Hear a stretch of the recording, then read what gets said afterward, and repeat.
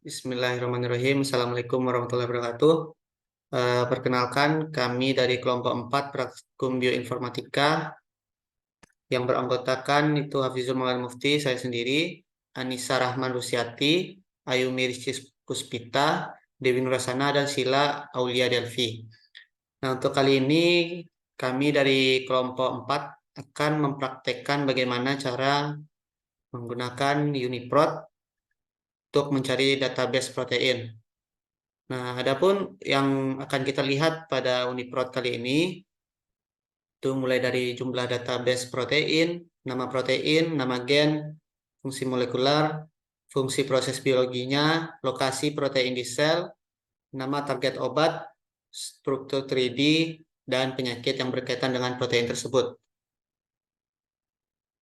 Untuk pembagian dari kelompok kami itu untuk bagaimana cara melihat jumlah database protein itu akan saya jelaskan sendiri. Untuk nama protein dan gen nanti akan dijelaskan oleh Anissa. Untuk fungsi molekular dan fungsi proses biologinya itu nanti akan dijelaskan oleh Yumi. Adapun untuk lokasi protein di sel dan nama target obat itu akan dijelaskan oleh Dewi. Dan yang terakhir itu struktur 3D serta penyakit yang berkaitan dengan protein tersebut akan dijelaskan oleh Sila Aulia Delvi. Nah, mungkin langsung saja pertama-tama kita buka dulu Chrome. Oke, di sini sudah nampak. Kita menggunakan Chrome saja. Kita buka website UniProt.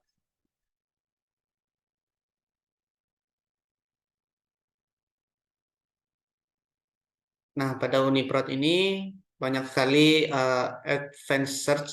Itu ada UniProt KB, UniProt Ref, UniPub, Proteomes, taksonomi, keywords, dan yang lainnya. Untuk kali ini kita menggunakan UniProt KB aja. Nah, protein yang akan kita lihat data-datanya itu kita menggunakan protein VEGF.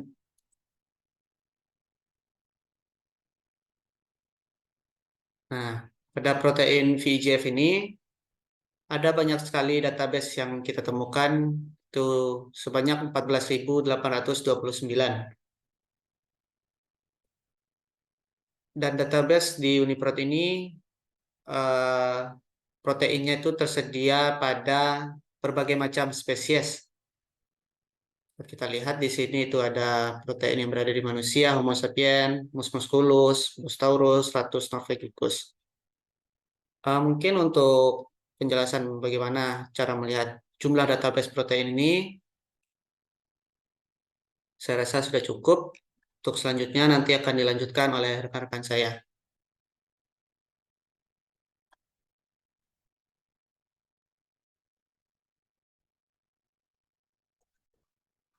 Untuk mengetahui nama protein dan nama gennya, kita bisa mengklik salah satu. Ini kita pilih yang bagian Homo sapiensnya. Lalu akan muncul seperti ini. Di sini dapat kita ketahui bahwa nama proteinnya yaitu Vascular Endothelial Growth Factor A long form dan nama gennya yaitu FEGFA. Oke, untuk selanjutnya itu kita akan melihat fungsi dari protein VEGF, yaitu ada fungsi molekuler dan fungsi pada proses biologinya. Nah, untuk itu kita bisa nge-scroll ke bagian bawah, nanti ada tulisan function.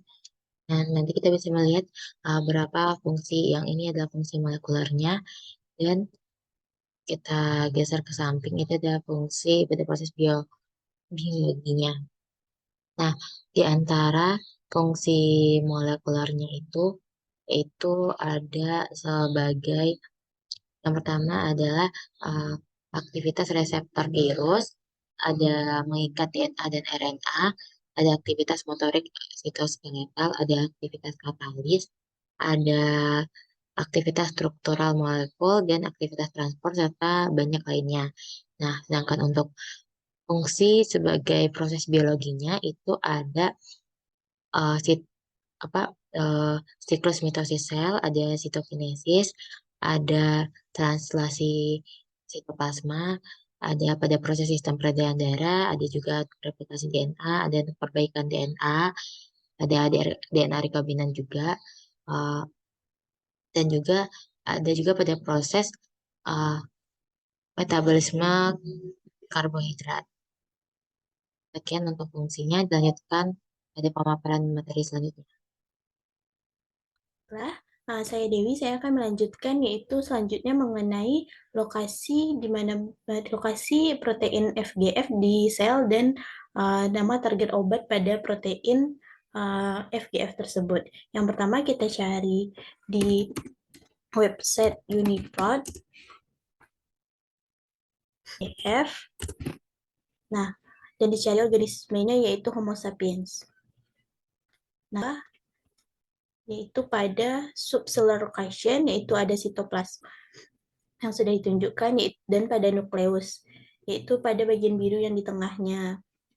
Nah, untuk selanjutnya yaitu nama target obat untuk protein FGF, yaitu kita cari bagian, di scroll ke bawah lagi dan cari bagian chemistry, dan habis itu di bagian track B-nya kita pilih salah satu. Nah, di sini ada nama genetiknya yaitu ABT510, yang mana langsung kita scroll ke bawah dan dicari target obatnya yaitu fibroblast growth factor 2, hepatocyte growth factor, vascular endothelial growth factor A, dan interleukin 8. Nah, pada track bank ini kita bisa melihat strukturnya dan tipe molekulnya. Nah, sekian yang bisa saya sampaikan, dan untuk selanjutnya akan disampaikan oleh rekan saya. Baiklah, selanjutnya saya Sheila Aulia Delvi akan melanjutkan pembahasan mengenai struktur 3D dan penyakit yang berkaitan dengan protein VEGF Homo sapiens.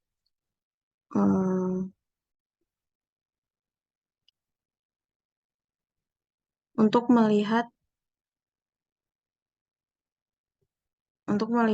struktur 3D dari protein tersebut,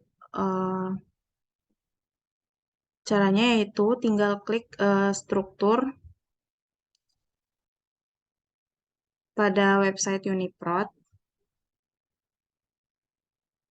Setelah itu langsung terlihat struktur 3D dari protein VEGF Homo sapiens. Nah, pada protein ini dapat dilihat kembali di bawah molekul apa saja yang terdapat pada protein ini. Selanjutnya, yaitu penyakit yang berkaitan dengan protein VEGF Homo sapiens dapat dilihat pada disease and variants. Lalu muncul satu penyakit yang berkaitan yaitu microvascular complication of diabetes 1 atau MVCD1 dengan kode MIM itu 603933. Di mana penyakit ini itu merupakan kondisi patologis yang berkembang di banyak jaringan dan organ akibat dari diabetes mellitus, dan penyakit tersebut termasuk ke dalam retinopati diabetik, nefropati diabetik, dan menyebabkan penyakit ginjal stadium akhir. Nah, retinopati diabetik ini masih menjadi penyebab utama kebutaan pada orang dewasa penderita diabetes.